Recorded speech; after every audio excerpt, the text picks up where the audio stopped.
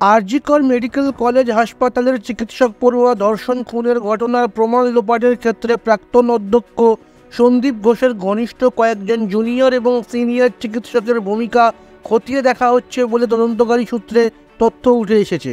তদন্তকারীদের সূত্রে দাবি, 9 আগস্ট সকাল থেকে ওই চিকিৎসক পড়ুয়ার ধর্ষণ খুনের ঘটনা জানাজানি হওয়ার পর থেকে তথ্য প্রমাণ লোপাটের সংগঠিত অপরাধ চিত্র স্পষ্ট হয়েছে। আরজিকরের চেস্ট মেডিসিন বিভাগে 8ই আগস্ট রাতে কর্তব্যরত জুনিয়র সিনিয়র চিকিৎসক, নার্স, নিরাপত্তা কর্মী, সাফাই কর্মীদের প্রত্যেককে জিজ্ঞাসাবাদ করা হয়েছে বলে জানিয়েছে সিবিআই। তদন্তকারীদের সূত্রে দাবি, মৃতার ঘনিষ্ঠ কয়েকজন সহপাঠীকে জিজ্ঞাসাবাদ করে কিছু গুরুত্বপূর্ণ তথ্য পাওয়া গিয়েছে। সন্দীপ ঘনিষ্ঠ বলে পরিচিত কয়েকজন জুনিয়র চিকিৎসক ক্লাস করতেন না বলে তদন্তকারীদের সূত্রে প্রকাশ।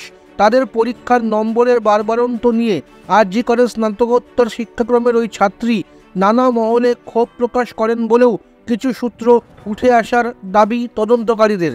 সিবিআই সূত্রে দাবি, পরীক্ষা মূল্যায়ন পদ্ধতি নিয়ে তার প্রতিবাদী সত্তার জন্য জুনিয়র ডাক্তারদের একাংশের চক্ষুশূল হয়েছিলেন সেই ডাক্তার ছাত্রী।